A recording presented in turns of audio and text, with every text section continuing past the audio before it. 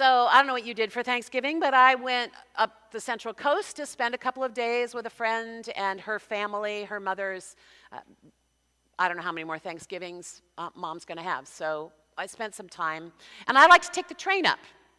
It's, even though it tends to be a little erratic in schedule keeping, it beats the heck out of driving on Thanksgiving weekend, right?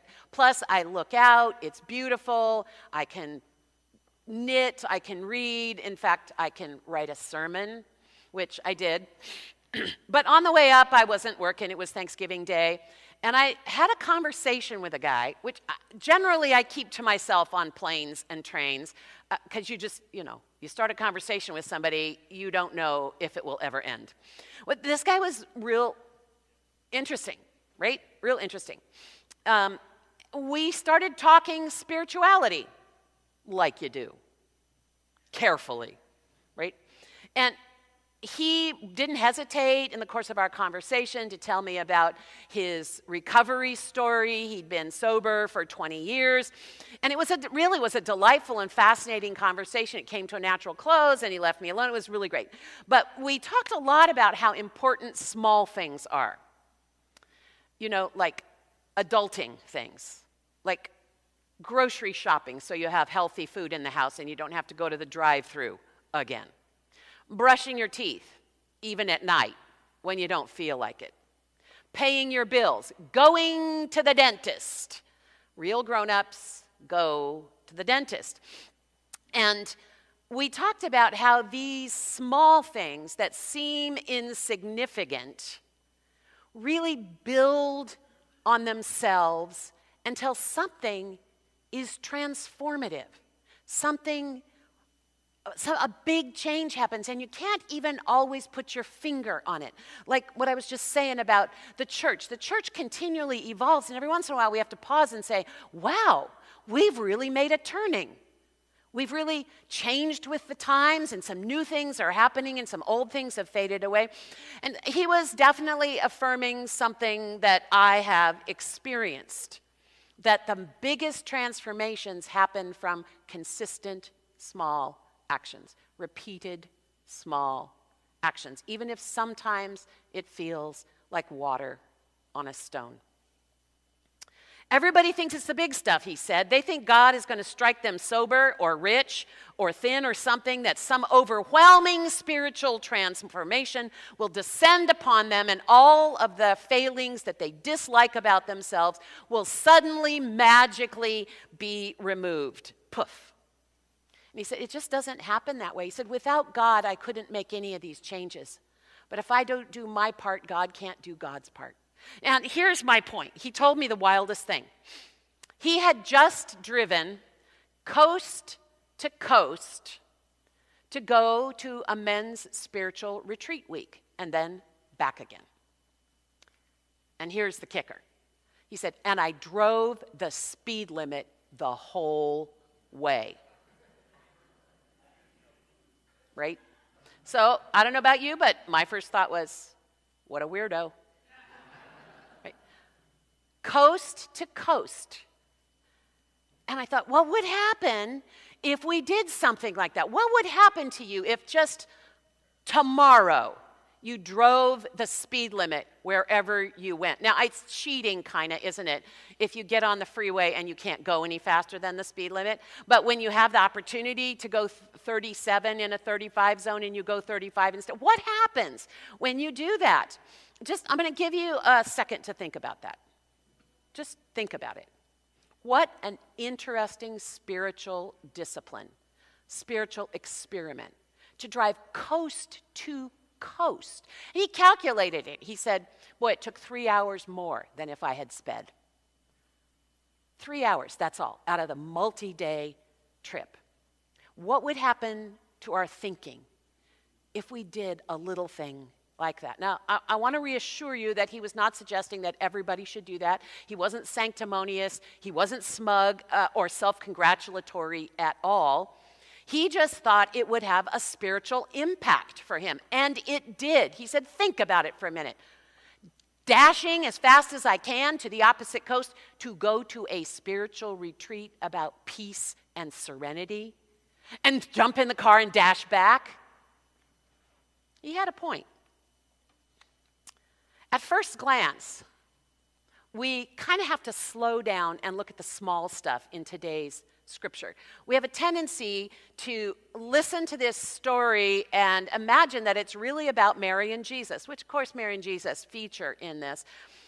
But that's because we already know about the miraculous conception and the miraculous birth, Mary's willingness to be used for God's purpose in that way, although both of those things are in Luke, not Matthew. And we just like the big part of the story.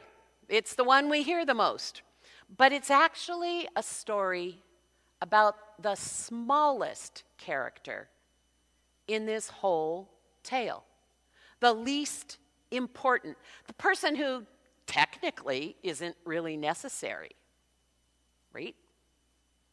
In fact, the whole thing is written from Joseph's point of view.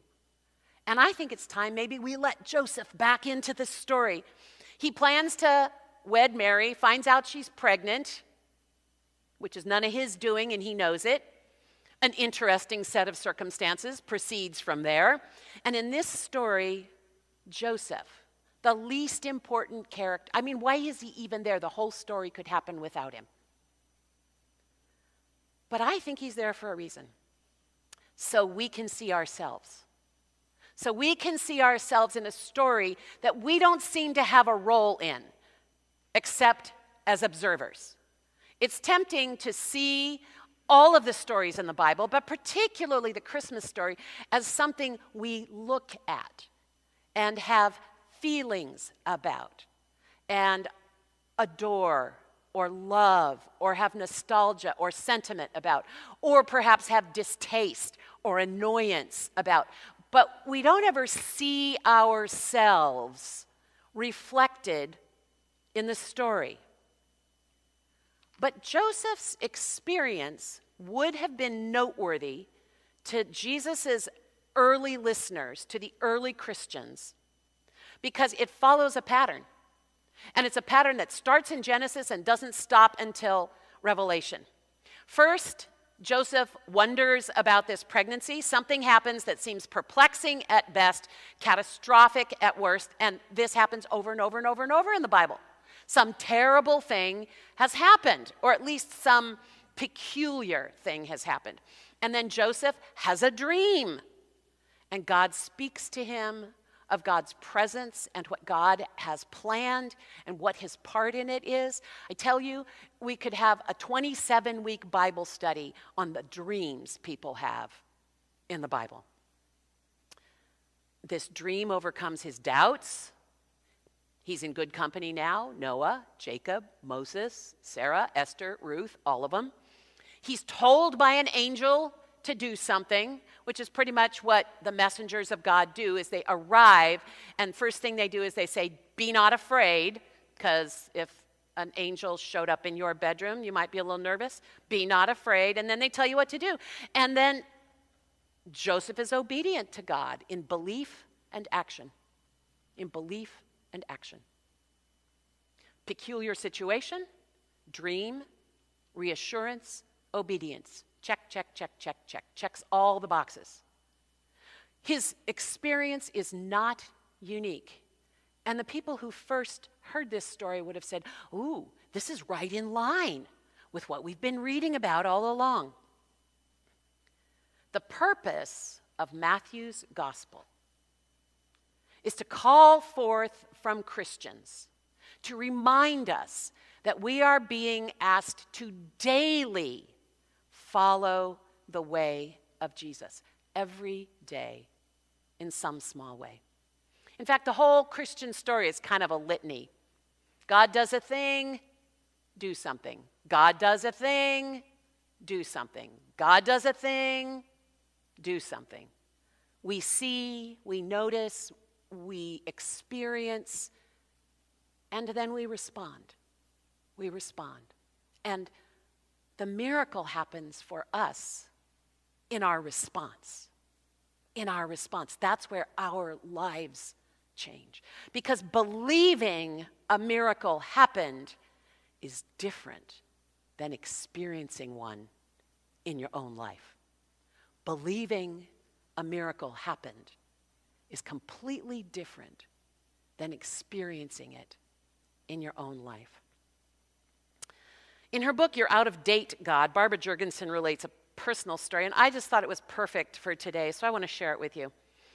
She writes, I've spent so many days when I haven't lived the kind of Christian life I'd like to. So last night when I said my prayers, I asked God to help me live a really Christian life today. This morning when I woke up, I thought of it again, but before I even got out of bed, the telephone rang, and it was my next door neighbor. She'd had a terrible toothache all night, and she called the dentist, who said, come on down. One little problem, her young son was home from school with the measles. Of course, I said I'd be right over, so I gave him his breakfast and took care of him till she could get back. There went my morning. Still small voice, for I was hungry, and you gave me food. For I was sick, and you visited me. But I still had the rest of the day, so as I was finishing up the lunch dishes, I thought, what could I do this afternoon that would really be of service to God? And there was a knock at the door, and it was a friend who'd been in and out of mental hospital struggling with depression for the last few years, and she had a couple of dresses over her arm and was asking if I could help her shorten them. And I said, sure, come on in. We got out my pins. We went to work. Time passed quickly, and we had a great time. And there went my afternoon. I was thirsty, and you gave me drink. I was naked, and you clothed me. I was thirsty, and you gave me drink. I was naked, and you clothed me. It was supper time before I had the chance to think of my resolve again. As I peeled potatoes, I tried to think of some significant thing I could do in the evening that would really be serving God.